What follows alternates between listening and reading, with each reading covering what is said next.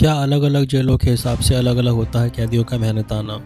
देश की राजधानी दिल्ली में मौजूद तिहाड़ जेल को लेकर बड़ी खबर सामने आई है। दिल्ली के सीएम रेखा गुप्ता ने तिहाड़ जेल को दिल्ली के बाहरी इलाके में शिफ्ट करने का फैसला लिया है। इसके लिए 10 करोड़ रुपए का बजट भी बनाया गया है। यह फैसला आवासीय क्षेत्रों को सुरक्षा को ध्यान में रखते हुए लिया गया है।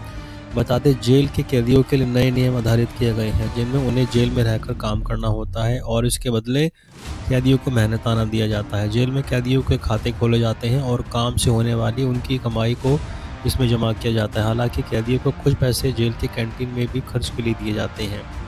उन्हें पैसों के बदले कूपन दिए जाते हैं, जिससे कि वे अपने ज़रूरत का सामान खरीद सकते हैं। ऐसे में क्या आपको पता है कि कैदियों का मेहनताना कैसे निर्धारित किया जाता है?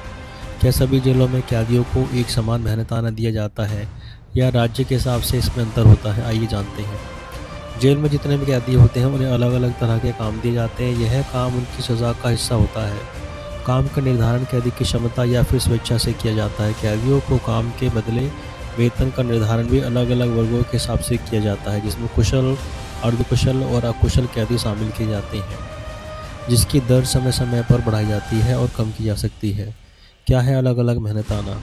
कैदियों को मिलने वाला मेहनताना राज्य सरकार तय करती है। ऐसे में यह हर राज्य में अलग अलग हो सकता है। कुछ जेलों में कैदियों की ऐसी चीज़ें ऐसी बनवाई जाती है जिनमें बाद में बाजार में भी बेचा जा सकता है, जिसमें फर्नीचर, खिलौने, सजावट का सामान शामिल है।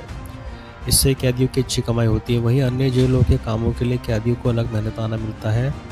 जैसे कि दिल्ली के तिहाड़ जेल में कुशल कैदियों को 171 रुपये, अर्धकुशल कैदियों का 138 और कुशल कैदियों को 107 रुपये प्रतिदिन की मजदूरी मिलती है। इसी तरह बिहार में यह 156 रुपये, 112 रुपये और 103 रुपये होती है। राजस्थान में यह 150, 130, इसी तरह पांडुचेरी में 180 या 160 और 150 रुपये की मजदूरी तय मिलती है।